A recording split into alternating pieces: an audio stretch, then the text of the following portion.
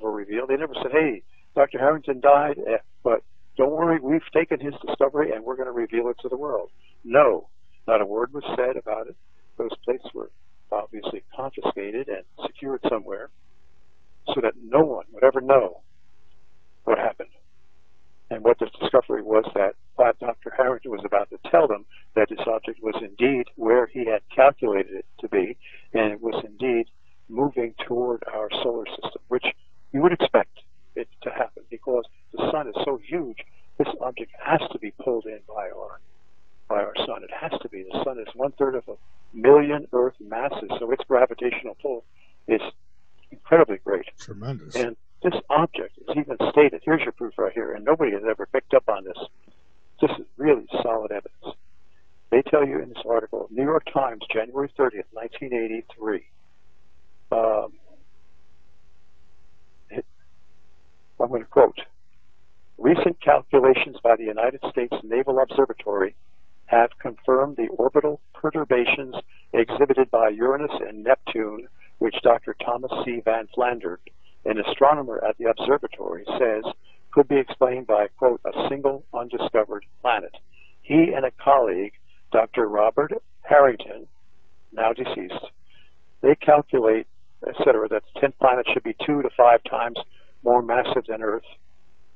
We know that's grossly understated. It's much greater than that. Again, I believe they must have been told to phony up to going to kill you. So, I mean, it's easy to be skeptical, but when a bullet is coming towards you, you don't have time to deny it. That's right. Just because you can't believe you'd ever be shot doesn't change the fact that the bullet's coming for you.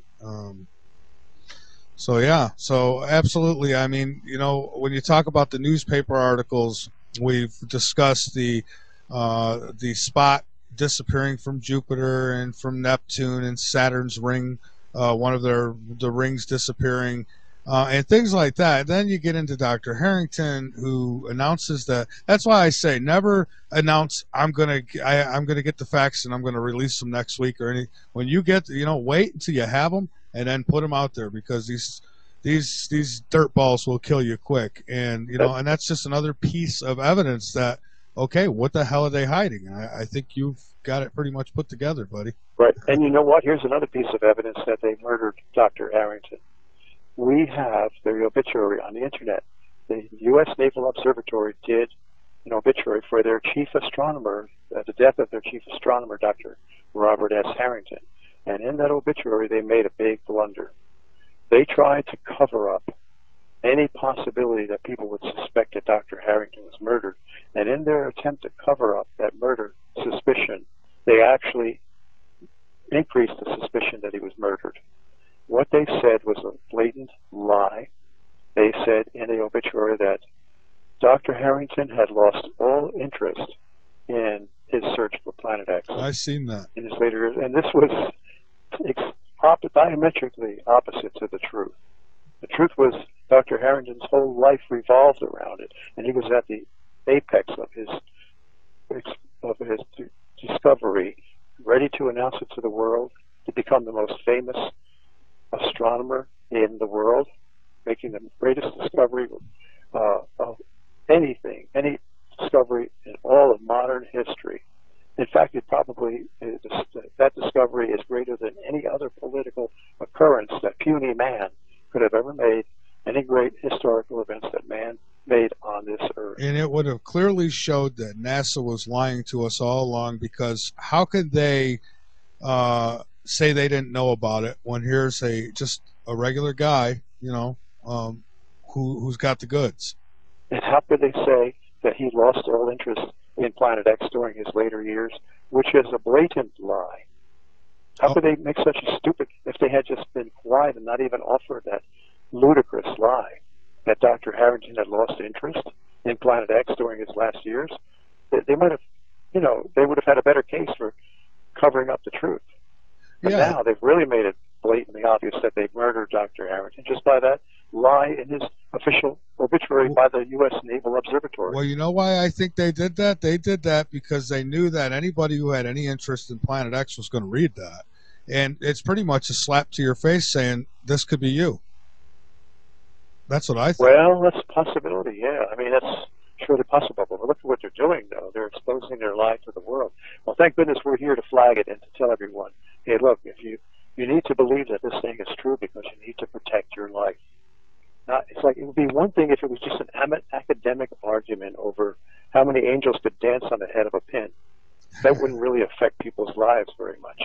No. But this thing, the question of does this object exist, and if it does exist, it is by the laws of basic physics, it is being gravitationally pulled into our solar system, and by the laws of basic physics, its magnetic and gravitational forces will give Earth a new facelift and pull land masses up from the depths of the sea and sink land masses to the depths of the sea, which is what has happened in the past. Well, we're seeing that now. We're seeing islands popping up in places throughout the ocean, and while seeing other ones disappearing. That's right. You're right. And Edward Casey, the psychic, and you've got to believe when psychics make predictions, because it's just amazing the things that they are able to predict and the healing that they're able to effect on people. They are all proven to be not only psychics predicting cataclysmic events in the distant future, but they've also proven to be great healers. And these are gifts obviously from God. Even though God does not always choose Christians or Jewish prophets or Israelite prophets as his spokesmen to warn mankind. He chooses American Indians. He chooses people from various cultures around the world, the most unlikely people he chooses as his prophets. Jim Singer was one of the prophets, a man who was nothing more than a factory manager in Canada, common man, was suddenly given these visions by God of great natural disasters. And he and his wife were just talking, and they on the videotape that I have, they both described that there was no supernatural occurrence that they had ever had, or no supernatural experience. They were just discussing their plans, how they were going to spend their weekend, and suddenly Jim Singer went into a trance. He stiffened up, and his wife thought he was having a heart attack. That's what she said. And he just wouldn't talk. He was silent. He was in a trance. And Jim Singer describes what happened. He said that a man came up to me, an angel, some kind of a man, and he showed me that there would be a plane crash. A plane crash, I didn't know where it was, where it would be, but it would just be in green fields. And sure enough, weeks later, he read of a plane crash in green cornfields where there was incredible survival in this crash when people should have been killed. And so many people survived.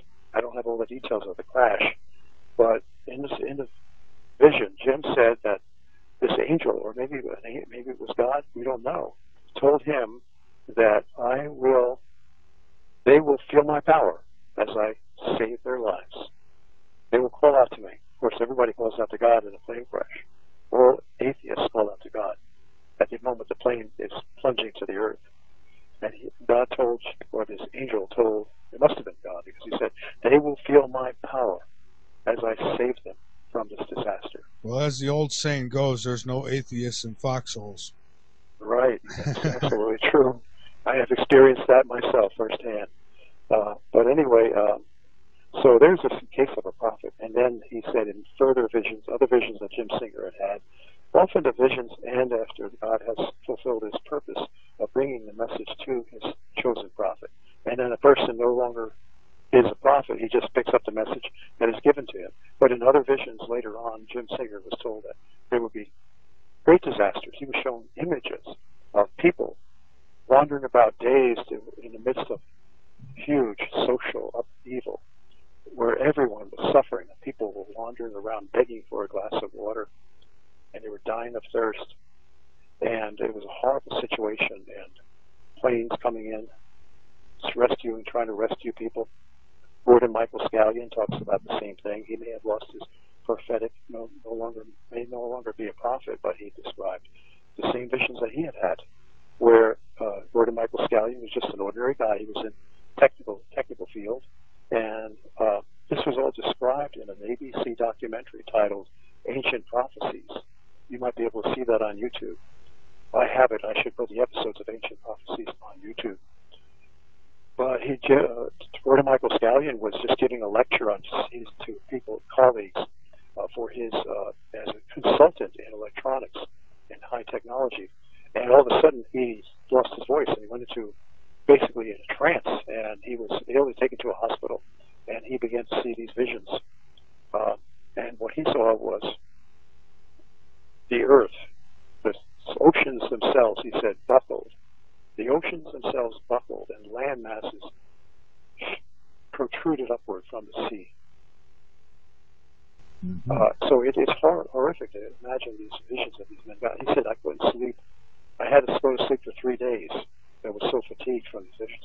And you know, the prophet Daniel in the Bible, 600 BC, said the same thing. He had visions given to him from God. He described the visions, which describe actually, believe it or not, in Daniel chapter 7, the rise that God has given to Daniel, the rise of the Great British Empire, the rise of the American Empire, the rise of the Nazi Empire, and the rise of the Russian Bolshevik Empire was given to Daniel in around 600 BC. So, you know, God has chosen many prophets. One of the greatest was Edgar Casey, the sleeping prophet. Yeah. And these guys were all great healers, too. Every one of them had the ability to look into a person, even if that person was not present, and determine what their illness was, and it actually saved their lives. I mean, the tangible evidence of Edgar Casey's life-saving healing is all documented in a huge library at the Association for Research and Enlightenment in Virginia Beach, Virginia. Huge library documenting his trance. When he went into a trance, he would diagnose a particular patient who wrote to him, or a family member of that patient who was dying and had an incurable disease. And Casey never met the person. He was lived hundreds of miles away from that person. And yet, in this trance, they would tell him that, for example, Laura has a terrible sore on her leg. The doctors want to amputate it. How can we save her leg? So Edgar Casey went into a trance. This is many, many different trances that he had gone into that were all recorded by his wife and his secretary and documented at the library. But this one, Edgar Casey went into a trance and said, we are now on State Street. We're now passing the street, another street walker, and we are entering a blue house. Something's burning in the kitchen on the stove. There's a pot boiling. We're going upstairs. Now we have the body. The body is lying on a bed. We are going through the heart, through the lungs, through the arteries. Now we have found the cause, the source. Yes, her leg is festering badly. She has been bitten by a tiny brown recluse spider while sleeping one night. The cure would be oil of smoke. Bancroft Pharmacy, top shelf, Chicago. Bancroft Pharmacy, top shelf. Well, he woke up, he had no idea what he had said in a trance. He never knew what he said. They called Bancroft Pharmacy, and Bancroft Pharmacy said, no, we don't have it. That oil of smoke, that company went out of business. I'm looking at the shelf. I don't see any oil of smoke here at all. They went out of business about 1910, 1915. So they did another reading with Edgar Casey, and he said, no, oil of smoke in a trance. The oil of smoke is on the shelf behind the blue bottle. So they called back Bancroft Pharmacy, and the pharmacist looked behind the blue bottle and said, oh yeah, I didn't even see it back there. Okay, I'll send it to you right away. There is a miracle from God. That's fascinating. This was documented. This is not hearsay, but it was documented on the ABC, the famous ABC television documentary titled Ancient Prophecies, which I have on videotape, and I transferred to DVD, and I have to put the episodes of it onto YouTube. Fascinating. Yeah, I've seen those. I've seen some of those, and I do remember that story.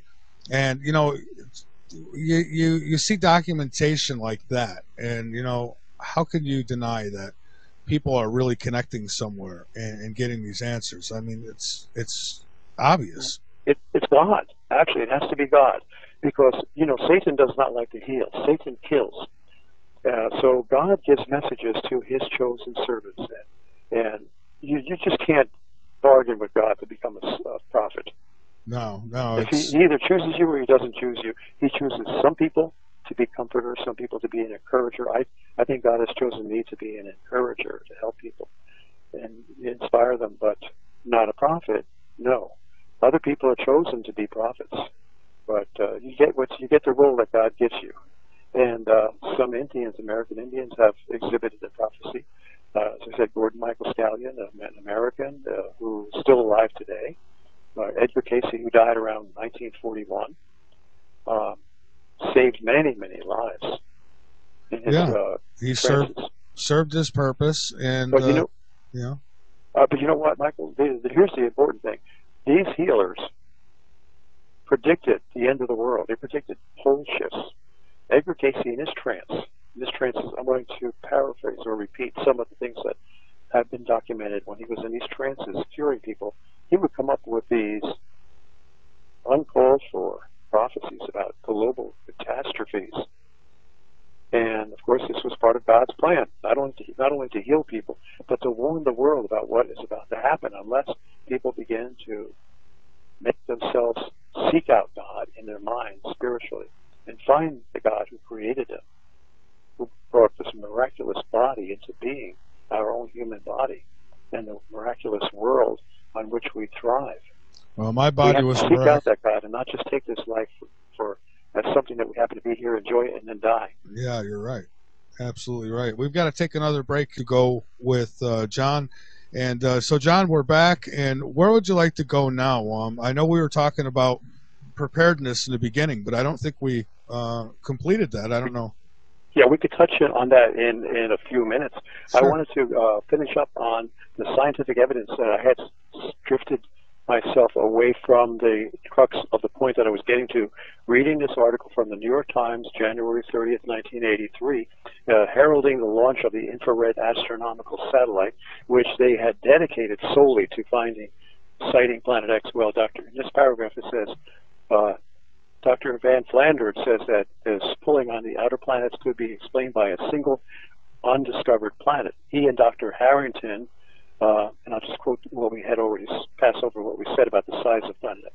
Harrington and Van Flandern were the two astronomers searching for Planet X, and they said that they believe that it's about 5 billion miles, quoting from the article in the New York Times, about 5 billion miles beyond the orbit of Pluto. Hardly next door, but still within the gravitational influence of the sun. Now, that is such a telling, powerful piece of evidence, that one little quote.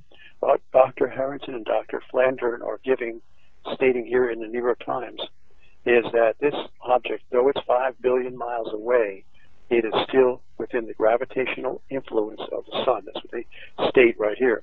Being under the gravitational influence of the sun, there is nowhere for this. These are my own words now. There's nowhere for this Planet X to travel but toward the sun.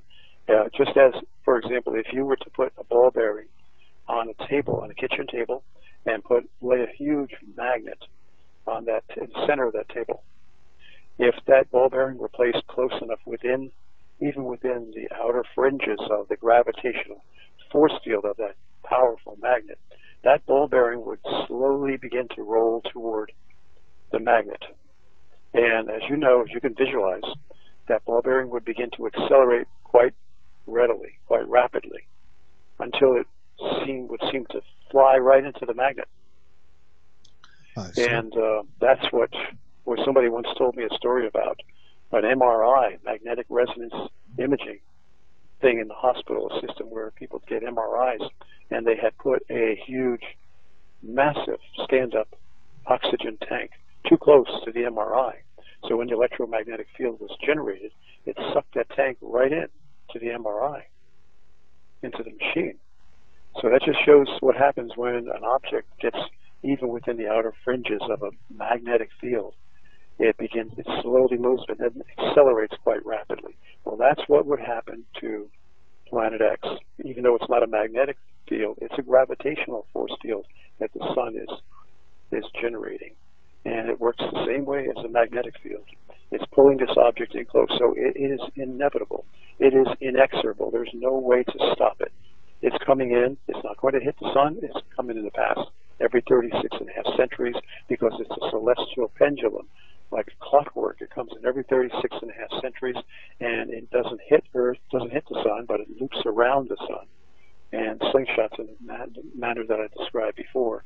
So it sends it back out where it then, like the tennis ball that's whacked from the near player in the near court to the player on the far court. 36.5 centuries ago. So anyway, we've got evidence that this thing is bound to come in. There's no way to stop it, and this is absolute proof that it is coming in. But going back to time interval and showing you the regular precision chronological indexing of the visitation of this object every 36.5 centuries, like clockwork, this celestial pendulum comes in. Well, you go back and you can see scientists, and I forget the guy's name, but anybody, any scientist, not just this scientist or this ecologist, they've discovered that tree rings on trees around 1630 BC became very much narrowed for several years, for a number of years. Why would that occur? Well, because when this object comes in, it causes tremendous heating of the Earth's molten and solid core and the Earth's mantle, and you have tremendous gaseous and flux fluid of metal and rock emanating from the Earth in the form of volcanoes. Magma is forced out with great heat, and hundreds of volcanoes around the world begin to erupt simultaneously. This causes a nuclear winter effect with ash thickly blanketing the entire atmosphere of planet Earth, so that we have found, and if you go to Wikipedia, you can find out that trees in England, in the British Isles, trees in Americas were all exhibited, well, maybe prehistoric, what they call petrified trees. You ever hear of the petrified forest? Well, some of those trees, they were able to detect that tree rings were very much narrowed. I read that in Wikipedia, and it found out that all of them indicated that the narrowing of the tree rings occurred around 1630 BC, and that would be roughly 36.5 centuries ago. So we're getting close to the return of Planet X. Getting back to prophecy, we were talking about Edgar Cayce and what a great healer he was. And all these healers had a gift. For some reason, they would have this dual ability to predict future disasters. Well, Edgar Cayce, in his trances, where he was healing many, many people who had incurable diseases, in his trances he would come up with these unrelated prophetic statements. And some of these statements were, well, I have the book titled Edgar Cayce on Atlantis, compiled by his son, Hugh Lynn Cayce. And in that book, and in the Ancient Prophecies ABC TV special documentary, Edgar Cayce is quoted as saying in his trances, the greater portion of Japan must go into the sea. And he also is quoted as saying, San Francisco, Los Angeles, both of these must be destroyed before New York. And he also said that what is the coastline of many a land will become the bed of the ocean. And he also said that in his trances that the Earth there will be a shifting of the poles, such as what was the more tropical, what was the more frigid will become the more tropical. And let me ask you, a pole shift, a geographical pole shift. Let me ask you this quick question that came in the chat a little while ago. One listener wants to know if it would be survivable above ground. Do you have a chance if you're not underground? Fritz Hermann, I believe his name is, and he shows us in this documentary, Mega Tsunami. You can check that out on YouTube, Mega Tsunami. Okay. And you'll see he did large scale, small scale experimentation with huge masses into large bodies of water in a laboratory, and also computer calculations that show that when this island, half trillion tons of western flank of the Cumbre Vieja volcanic mountain slides into the ocean, it will cause such a tidal wave, such that the initial wave, when it plops into the ocean, will be about the height of 2 Empire State Buildings. Then it will sort of level off and smooth down as it travels through the depths of the ocean at a speed of 450 miles an hour. It'll take 8 hours to get from the west coast of Africa to New York, Boston, Miami, Charlotte, etc.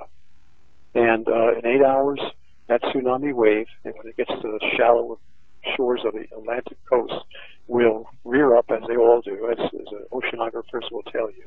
They rear up because of the shallowness. All that massive water now has nowhere to go but up, and it forms a huge mountain of water, a tidal wave which they estimate to be about 60 stories, at least, high, and that would inundate all of New York City. We've seen that dramatized in the movie, 2005 movie Day After Tomorrow. Oh yeah, Check absolutely. out that movie on YouTube. Yeah, I believe Art Bell and Whitley Strieber put that together. We've got a call. We've got 978 area code. You're on Late Night in the Midlands. First name, where you're calling from, please. Yeah, it's James, Michael. How you doing? Hey, James. How are you? You good? How you doing, John? Hi, James. Are you familiar with former NASA scientist Norman Berggren and the Ringmakers of Saturn? How do you spell that name? Norman R. Berggren, Bergrun, and he put out a book called Ringmakers of Saturn, where he claims when the Voyager went blank there, when it was passing the outer planets, he's saying it was really taking some dynamite pictures of huge spacecraft that were making rings around Saturn. It's my belief that these, whatever they're doing over there, they're trying to make some gravity wave or something to disrupt the orbit of Nibiru coming in. Is that possible? Yeah, I mean, that's very interesting. Around what time frame did this, you said the Voyager passed and its transmissions were blacked out for a period of time? Do you remember that when it passed through the outer planets that they said that they lost the signal, and then when it got past a certain planet, they said all of a sudden the signal come back? They always lie. Whenever they want to co-opt all the photographs from any kind of observatory in space, they always lie and say it failed. They did that. They lied about the Hubble telescope in the same way, and about this Pioneer 10 space probe, which I was just describing before, where they said, "Oh, we lost transmission," but they had not, and they were keeping all the data for themselves, and they wanted to keep that information secret. So it seems quite logical to me and likely to me that yes, these were secret photographs that they were taking, and it was probably something to do with Nibiru's gravitational forces on Saturn. Certainly, because let me tell you, Planet X is the biggest concern in the minds of all the power elite, and the power elite are the ones who determine what NASA does. It's all they use NASA like you would use a slave, and for their own greedy purposes. And certainly, this is what they really care about. They don't care about furthering knowledge of space for the world, for the scientific community of the world. They care about their own immediate well-being, and they want to know what's happening so they can track this thing and know when they should go underground. They have underground cities that are trillion-dollar underground cities, well documented. Photographs have been taken of them, films. So yeah, I believe you're absolutely correct. That was a secret mission that Voyager was on.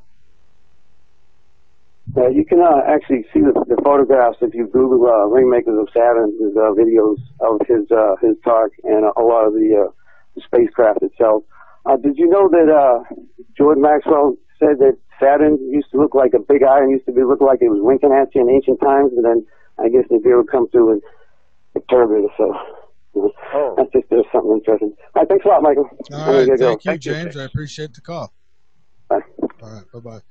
Okay, so interesting, and there's just a little more to add to the big puzzle here, huh? Oh yeah, I mean, so the cover-up, and the cover-up is really becoming more blatant now because this object is coming closer, and obviously we know, again, we're going back to basic physics. When an object as huge as this object, and I haven't given you an estimation of the size, but Dr. Robert S. Harrington, before he was murdered, believed that it was a brown dwarf star, and incidentally, that puts to rest the falsehood of that puny estimation that he made. He was probably told to say that so that he wouldn't panic the people, but it puts to rest that falsehood and gives you the truth. When Dr. Harrington simply said, "We believe that it's a brown dwarf star," that's what he said in the New York Times article. And a brown dwarf star, by definition, just look up the definition, the puniest, let's be as conservative as possible in our estimation. The puniest brown dwarf star is defined as 3 Jupiter masses. Okay, now one Jupiter, the mass of Jupiter is 318 Earth masses. So the puniest brown dwarf star that Planet X could be would be 3 Jupiters, or 3 times 318 Earth masses. We're getting close to 1,000 Earth masses, would be puniest size that Planet X could be, about 1,000 Earth masses. So when this thing comes into our inner solar system and passes over the orbital paths of all the inner planets, it's going to cause terrible destruction. If we happen to be in the season of the year when Earth is, orbiting the sun and far away from Planet X's trajectory, we won't get hurt as badly by the gravitational and magnetic forces of Planet X, but it'll still be devastation. In the last one, during the Israelites' exodus from Egypt, again, when the tree rings were narrowed around 1630 BC, we talked about that with Moses freeing the Israelites from Egypt. God used Planet X to scare the hell out of Pharaoh and the Egyptians and devastate that country so badly that they were forced to release the Israelites from slavery in Egypt, from 400 years of slavery in Egypt. At that time, the passage of Planet X was probably not as severe as it could have been, because Earth may have been in that season of the year where its orbital path took it around the sun a certain distance away from Planet X, but still there was great devastation. We have historical records from the civilizations that existed around 1630. For example, in the Americas, we have legends going back to the Incas of Peru, and to the Aztecs and the Mexicans and the other tribes who lived there, and they said in Central America and South America that their legends show that there was horrible disasters, flooding, and there was several days when the sun did not shine at all. It was dark, and the windstorms were horrific. Everything was extremely intense. Many people died.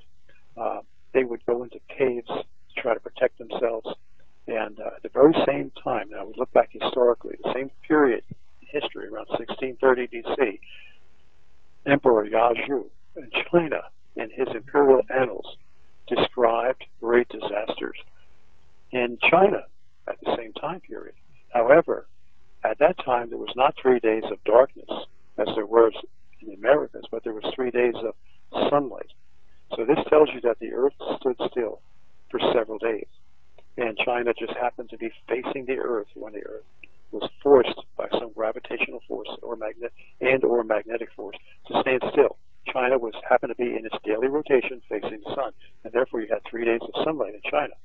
The Americas, on the other hand, happened to be in their on the dark side at nighttime when the Earth stood still, so it remained dark for 3 days. So here you have various cultures around the world all confirming the same disaster, cataclysm that occurred.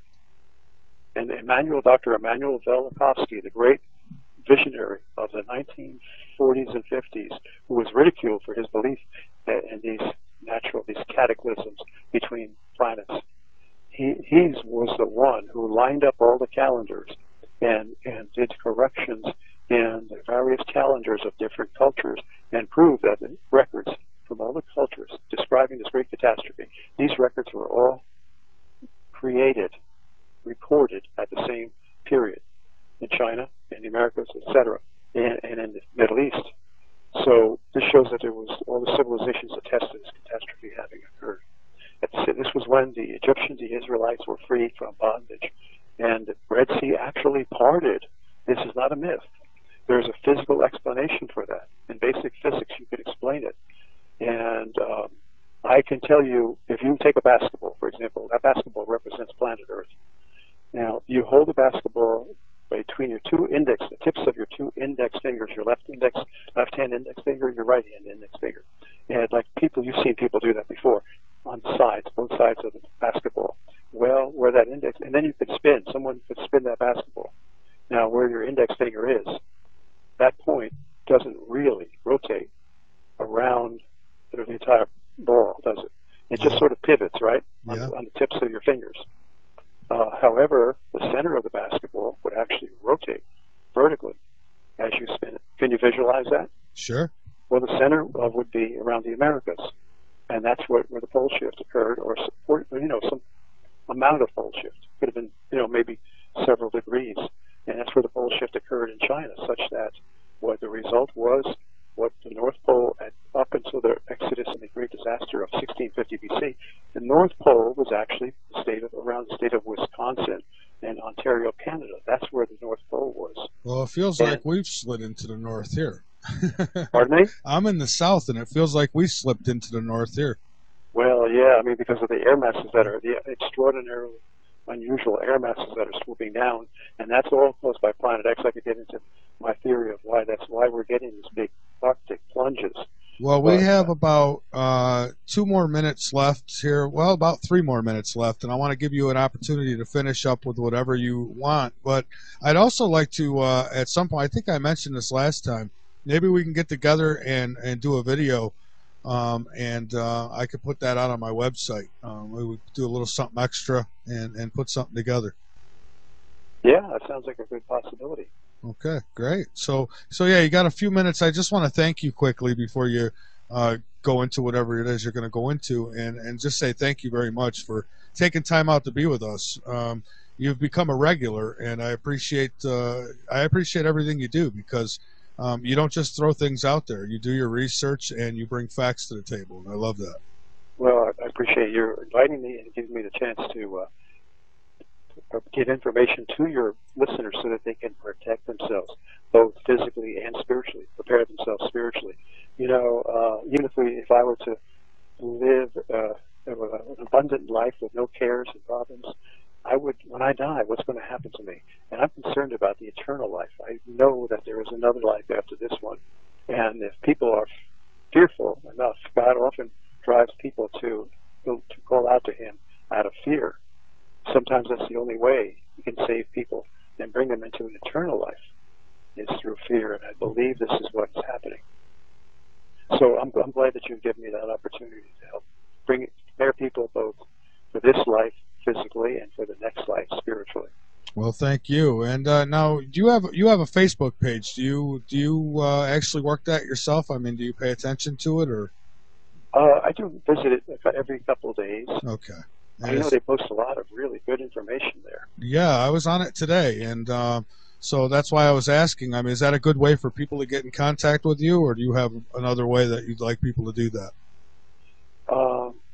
You can email me at, I get a lot of emails, so I have to really check carefully and make sure I don't miss any new responders. But my email address would be JADINARDO. The last name is DiNardo, DINARDO. My first 2 initials are JA, so it's JADINARDO at optonline.net. That's OPTONLINE. You've probably seen that around, optonline.net.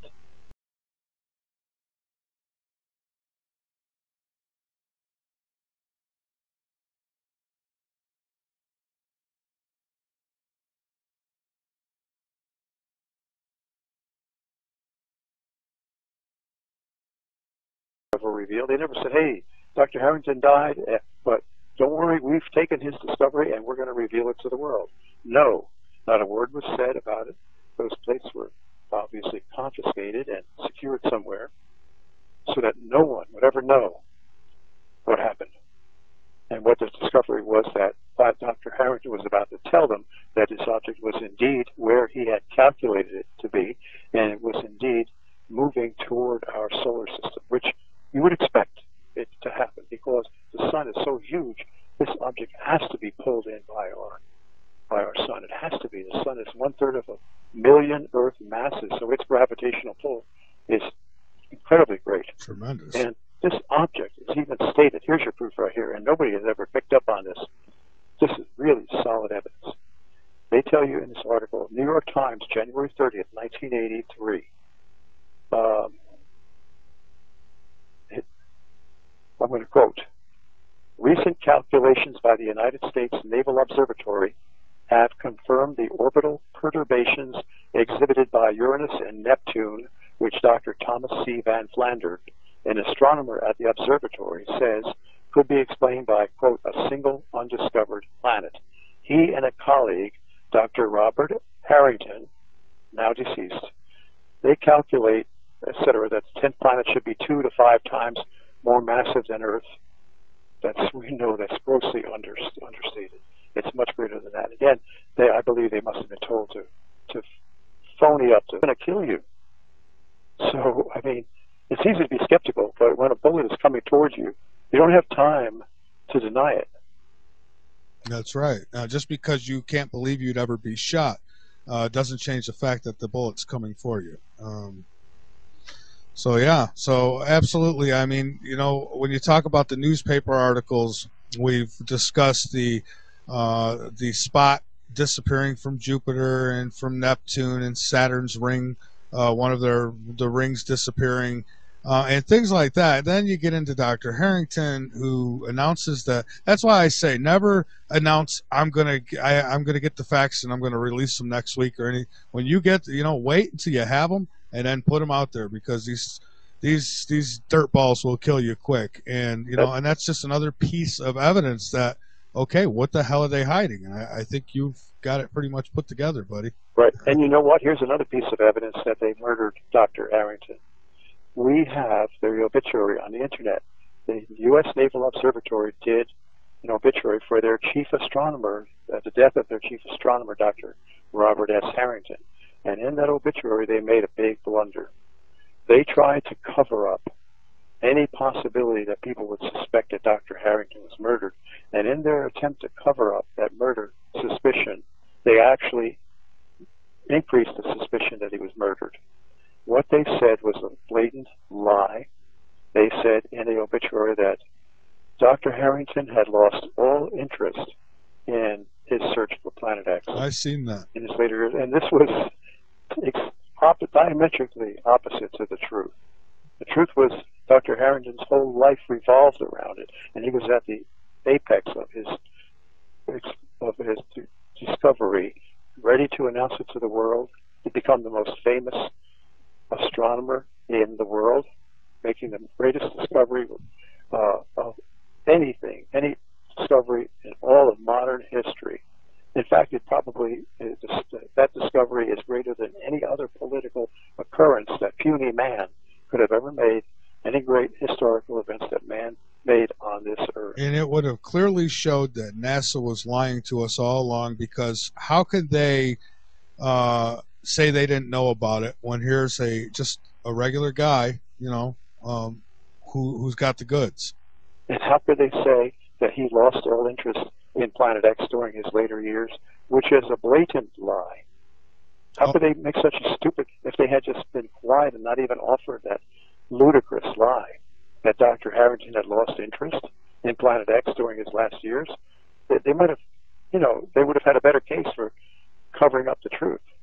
But now they've really made it blatantly obvious that they've murdered Dr. Harrington just by that lie in his official obituary by the U.S. Naval Observatory. Well, you know why I think they did that? They did that because they knew that anybody who had any interest in Planet X was going to read that. And it's pretty much a slap to your face saying, this could be you. That's what I think. Well, that's a possibility, yeah. I mean, that's surely possible. But look at what they're doing, though. They're exposing their lie to the world. Well, thank goodness we're here to flag it and to tell everyone, hey, look, if you need to believe that this thing is true because you need to protect your life. Now, it's like, it would be one thing if it was just an academic argument over how many angels could dance on the head of a pin. That wouldn't really affect people's lives very much. No. But this thing, the question of does this object exist, and if it does exist, it is by the laws of basic physics, it is being gravitationally pulled into our